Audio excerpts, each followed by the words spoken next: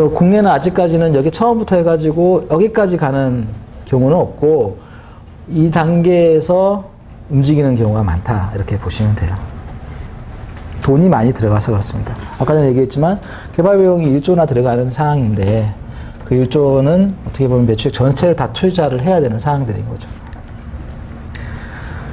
많은 부분의 신약들이 나와 있긴 하지만 그 일반적으로 우리가 뭐 블록버스터라고 할 수 있는 그런 신약들은 아직까지는 아쉽지만 없어요. 그래도 이제 신약들이 많은 부분에 대해서 도전을 하고 있고 도전한 결과들이 이렇게 나오는 부분이에요. 개발되고 있는 신약, 국내 신약 유형을 보면은 한 443개가 바이오 신약이고 396개가 합성 신약, 천연물 개량 신약이 124개 정도로 지속적으로 개발되고 있는 부분이고 신약 건수도 계속 늘어나고 있어요. FDA 신약 건수, 승인 건수 이렇게 있는 상황들에 대해서 과거에 비교했을 때는 국내에서도 많은 개발들이 일어나고 있다 이렇게 얘기할 수 있습니다. 지금 여러 가지 큰 업체들이 뭐 신약과 관련된 데에서는 선도하고 있는 사항들입니다. 국내 개발 의약품의 국내외 허가 획득 현황인데요.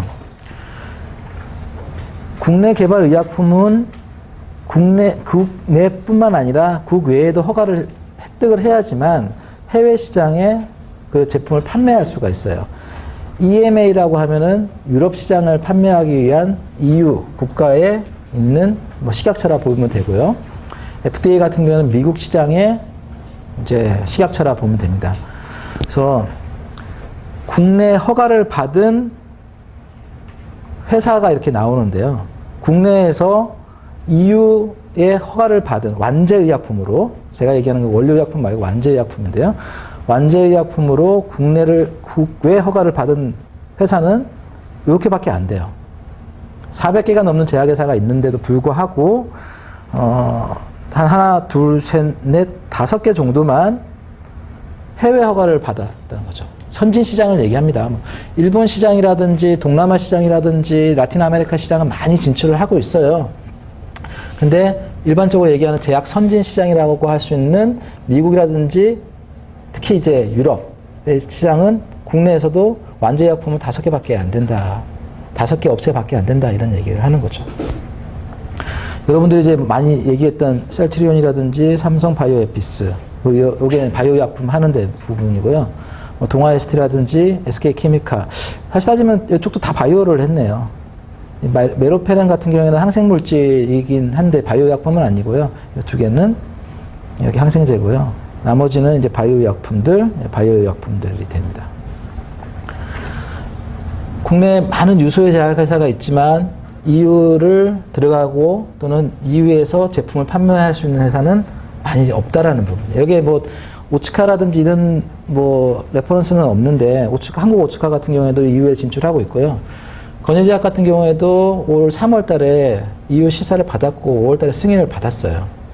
그러니까 저희가 계량 신약을 하나 가지고 있는데 이따가 설명을 드리겠지만 오마코라고 해서 오메가3 연지 캡슐에다가 주성분인 로스바스타틴을 코팅을 한 제품이 있어요. 어떻게 보면은 신약인 거예요. 국내에서 봤을 때는.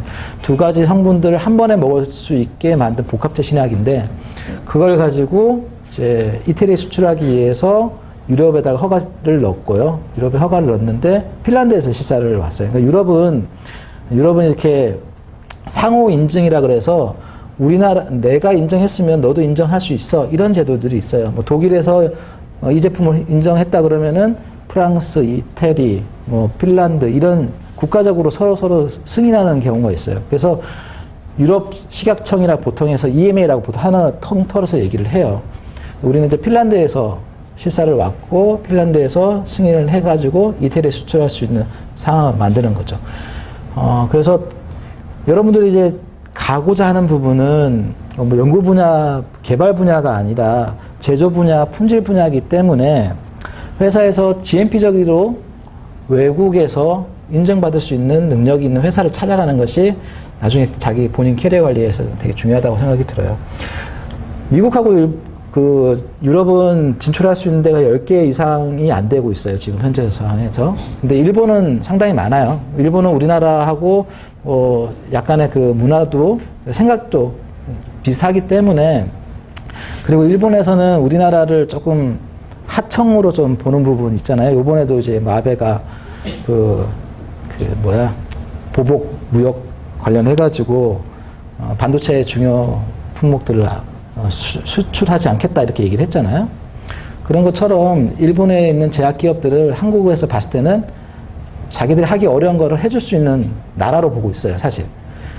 그래서 근데 동북아시아 쪽 봤을 때 한국, 중국, 대만을 보면은 그 중에서 GMP 능력을 보았을 때는, 그런 제조 능력을 봤을 때는 한국이 제일 잘하거든요. 그래서 일본은 과거부터 이렇게 한국에다가 물건을 많이 만들게 했었어요. 그래서 저희도 일본에서 일본에서 요청한 것에 대해서 생산해가지고 납품하는 경우도 되게 많아요. 2000년도 초반부터 저희가 진행을 하고 있어가지고 일본 쪽에 대해서는 문제가 없는데, 유럽이라든지 미국 같은 경우에는 그 일본하고의 또 GMP 수준이 또 달라요. 그래서 저쪽에 진출하기가 되게 쉬운 게 아닙니다. 근데 이런 진출들이 계속적으로 늘어나고 있고요. 그리고 어떻게 됐든 국내 시장보다는 해외 시장으로 가겠다라는 것이 어떻게 보면 상위 클래스의 업체들에서부터 계속적으로 진행되고 있기 때문에 아마도 이제 분야가 나눠질 것 같아요.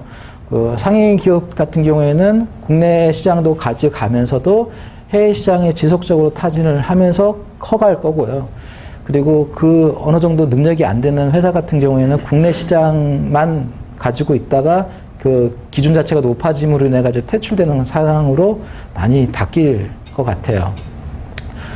그래서 제약회사 매물들이 많이 나오고 있는 경우가 많아요. 그러니까 공장 매물도 나오고 업체 매물도 나와가지고 능력 있는 데는 사서 거기에다가 제2공장, 제3공장도 만드는 경우도 많고 조금 재편이 되고 있는 그런 과정들이 좀 있습니다. 400개 사실 많거든요.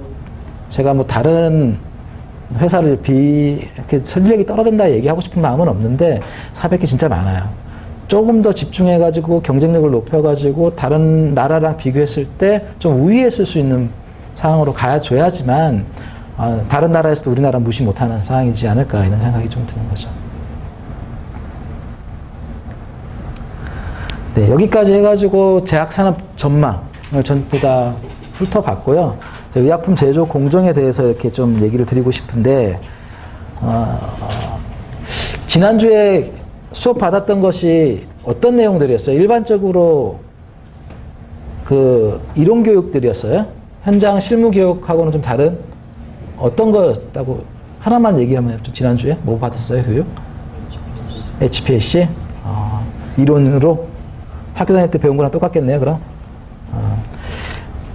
그러면 의약품 제조 공정에 대해서 혹시 조금이라도 알아요? 몰라요? 그러면은 오늘 가서 현장도 보겠지만 아마 이런 교육도 다 해줄 거예요. 근데 의약품을 만드는 공장은 당연히 여기서 만들 수 없겠죠. 이런 환경에서 제품을 만든다 그러면 나도 안 먹겠죠.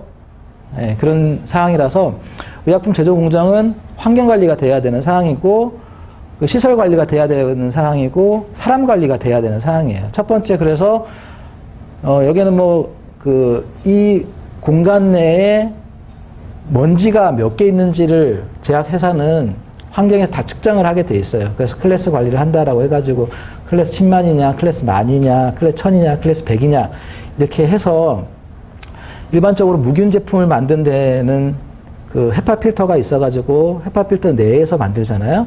그래서는 미생물도 없고 입자도 없게, 클래스, 그러니까 파우더도 없게, 분진도 없게 관리를 하고요. 그 주변은 1000개 정도 나오면 되고, 그 밖에는 10,000개 정도 나오고, 그 다음에 10만 개인데, 여기는 한 100만 개에서 200만 개, 300만 개까지 나올 수 있는 장소예요. 여기서는 약품을 만들 수가 없는 거죠. 그리고 약을 만들기 위해서는 10,000개 또는 10만 개 그 사이에서 진행이 돼야 되는 사항들이 있어요. 그렇게 해서 환경 관리를 한다 그러면은 사람은 이 안에서 분진들이 많이 나오잖아요. 지금 갈아입는 것들이 전부 다 무진복이라고 얘기해서 분진이 붙지 않고 날리지 않는 복장들이 되는데, 현장에 들어가기 위해서 옷을 갈아입는 과정들이 나중에 교육을 받으실 거예요. 들어가게 된다 그러면은. 근데 아마도 많은 인원들이 들어가게 된다 그러면 이제 일회용 무진 가운을 입고 들어갈 가능성이 높고요. 회사 들어가면 늘 이런 식으로 수세를 하고 복장을 갈아입고 들어가고요.